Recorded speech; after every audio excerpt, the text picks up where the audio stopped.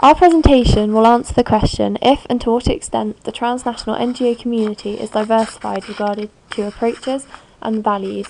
It will argue that the transnational NGO community is highly diversified.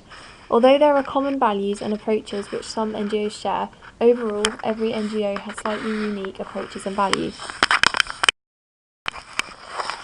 This is how we are going to structure our presentation. Firstly, we will begin by looking at the term NGO. To do this, we'll look at the history and origins of NGOs and their rise to prominence.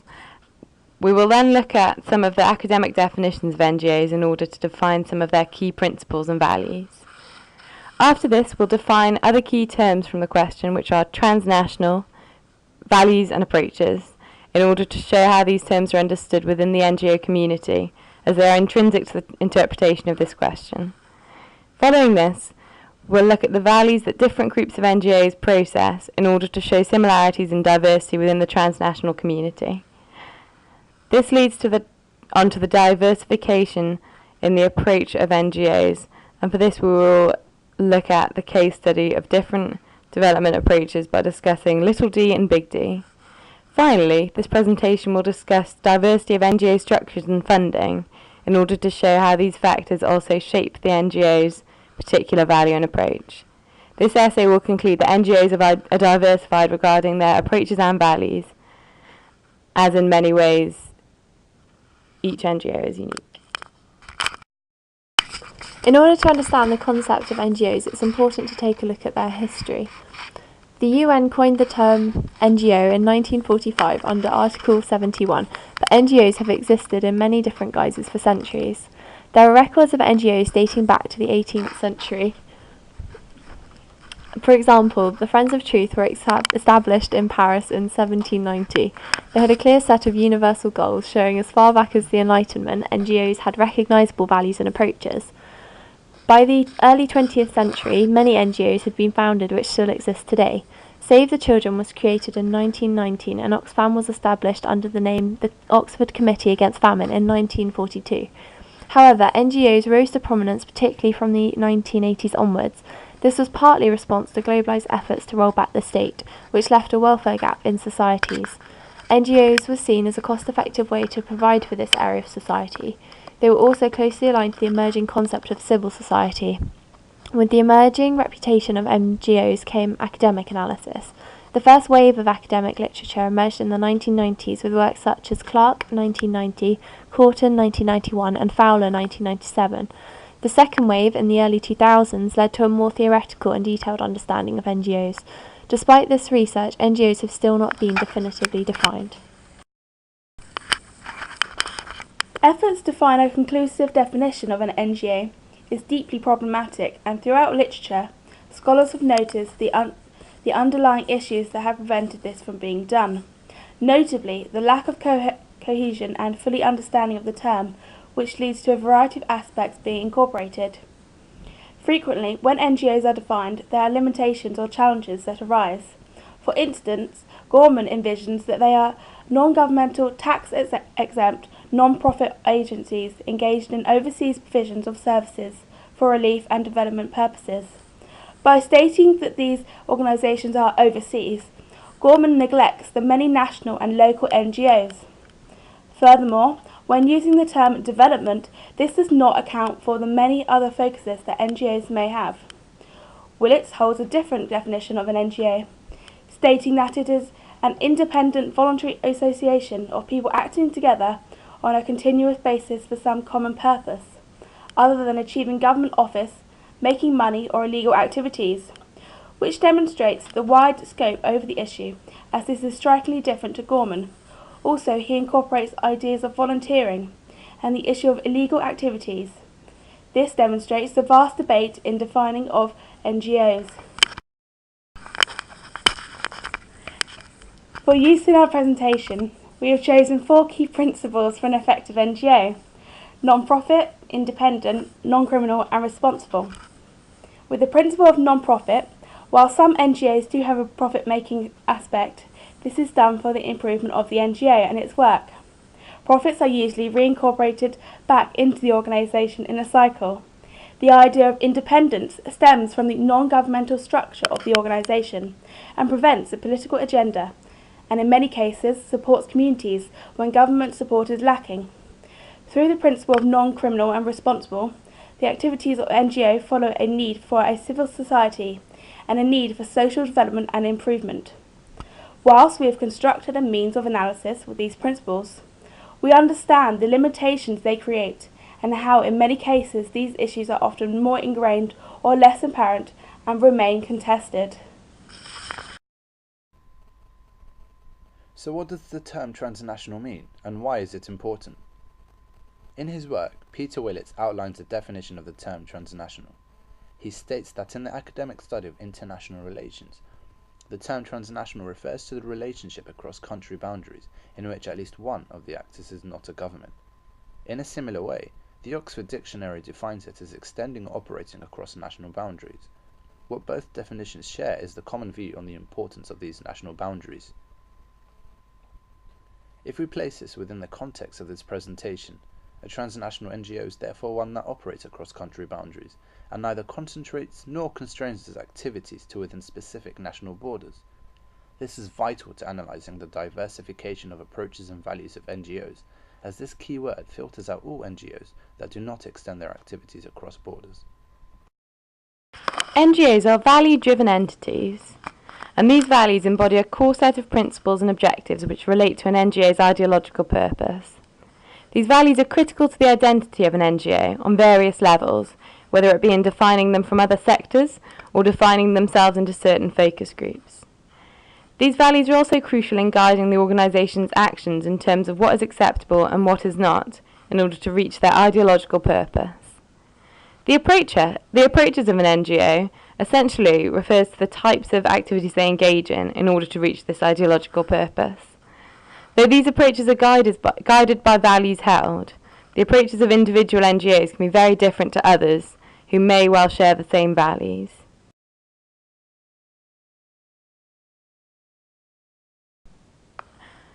The values of the transnational NGOs, that is, the principles and ideological purpose according to which they carry out their work, are very diverse. This diversity increases as we consider NGOs in terms of increasingly specific definitions, as they are often prescribed by the definitions to which an NGO subscribes, and actions that these definitions entail. Some of these definitions apply to a very broad number of NGOs, and some are unique to only individual organisations. There are certain values which are common to all NGOs, and these relate to the definition of an NGO itself.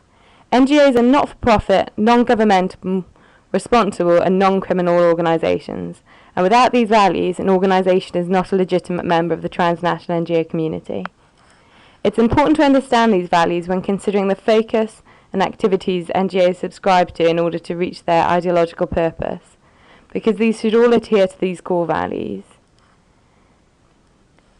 By distinguishing different focuses of NGOs, we can see an immediate diversification in the values to which they subscribe. By defining themselves as being driven by a certain focus, they subscribe to principles which are intrinsic to that area of focus. Some major areas of focus for transnational NGOs are humanitarianism, human rights, environmental and development. Therefore, for example, if an NGO chooses to define itself as having a humanitarian focus, its aims and objectives should be guided by principles that align with the values of humanitarianism, such as the humanitarian imperative, that action should be taken to prevent or alleviate human suffering arising out of disaster or conflict.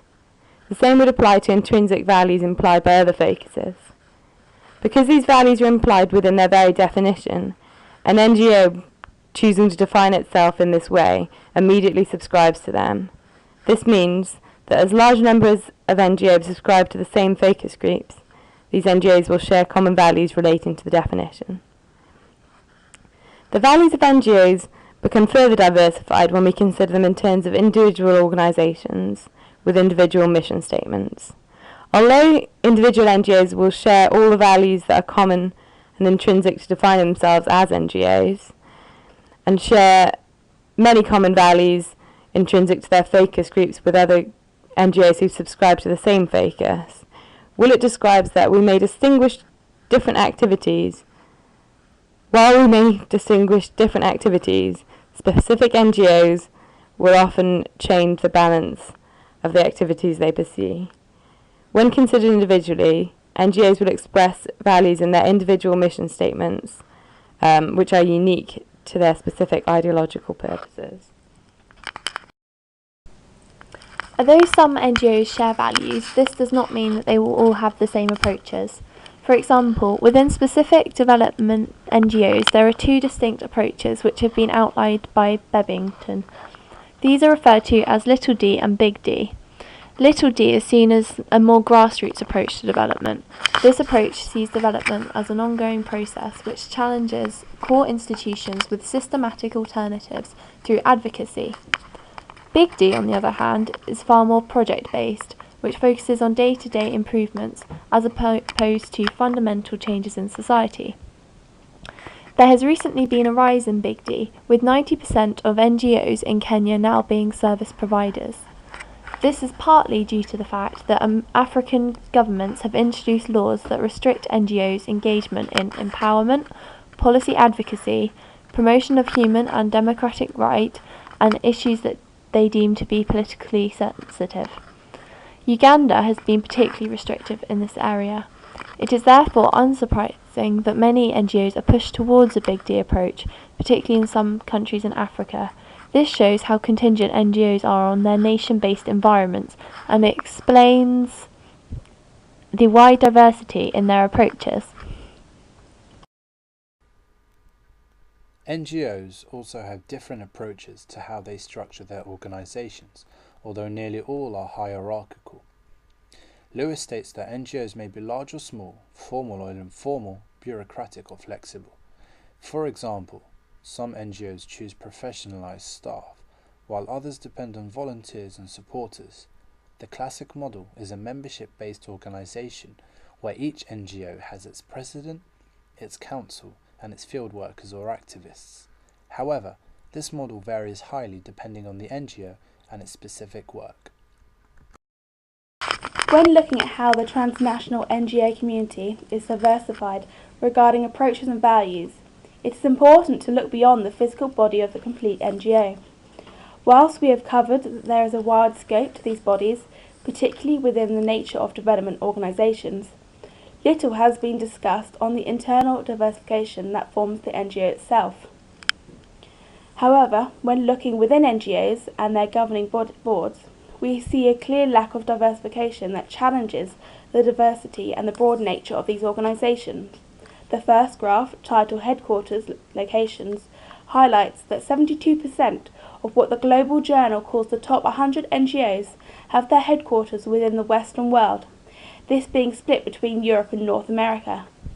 In comparison with the second graph underneath, this is a stark challenge. Graph 2 studies the activity location of these areas and shows that only 21% of these NGOs have their activity location in the Western world, creating a negative correlation between where they act and where they in fact are, therefore informing that the structure of the NGO and how it is formed has much less diversification and is heavily focused on the resources and the knowledge of the Western world to support that of the Global South, or perhaps, in other terms, reinforces the idea of a Western saviour myth.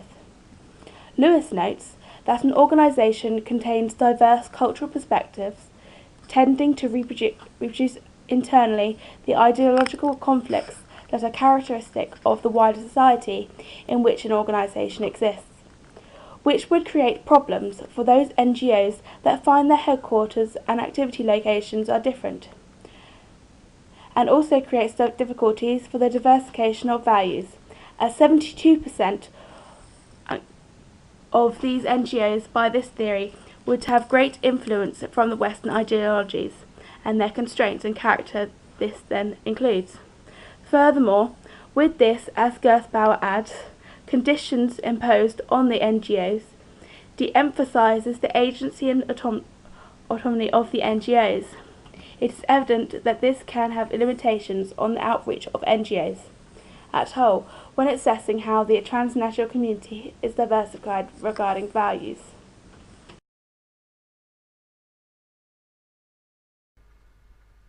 The effectiveness and the successes of various NGOs is often tied to the funding and financial backing that it receives, as possessing some financial clout allows an NGO to do more to fulfill their aims and their objectives. Yet to what degree does this funding influence the approaches and the values of an NGO? In the journal article, The Power Shift and the NGO Credibility Crisis by James McGann and Mary Johnston, they argue that foreign funding raises questions about the credibility of an organization's activities.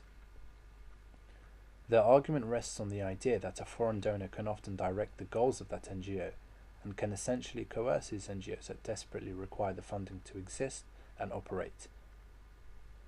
They go on to make the point that this can often be exploited by totalitarian regimes in order to shut down these organizations, as they often accept foreign funding that come with certain expectations, such as democracy promotion. This has certainly been the case in Uzbekistan, which has unleashed a crackdown on Western-funded NGOs, as it fears that these NGOs are seeking to undermine the regime and instead promote the ideologies of their state sponsors.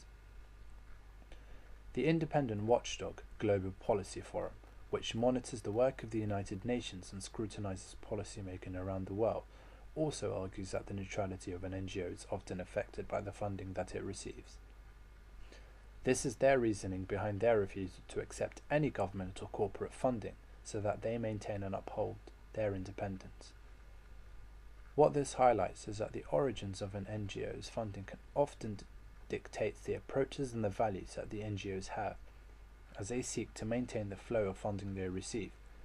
For example, a Thai environmental NGO, the SNF, accepted approximately $851,000 from the Petroleum Authority in Thailand, destroying their credibility and their values as a legitimate environmental protection NGO.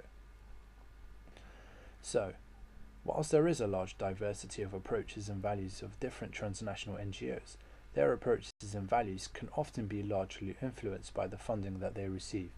Receiving state or corporate funding exposes an NGO to a vis-a-vis style of influence, which will determine the approaches and the values that the NGO opts to follow. So to conclude, we have argued throughout this presentation that NGOs are highly diversified according to their approaches and values. While some NGOs share some common aspects, as they can be grouped into categories of orientation such as environmental, development or human rights NGOs, each NGO is very unique as they have their own individual mission statement, structure and funding. Even though the funding that an NGO receives can influence the approaches and values that the NGO has, there is no universal categorization of what an NGO's approaches and values are. Thus, to answer the question, the transnational NGO community is highly diversified to a large extent. Whilst you can group NGOs into categories of orientation, meaning that there might be some similarity in their aims and objectives, each NGO is unique in its structure, where and how it receives its funding, and the method it uses to fulfill its mission statement.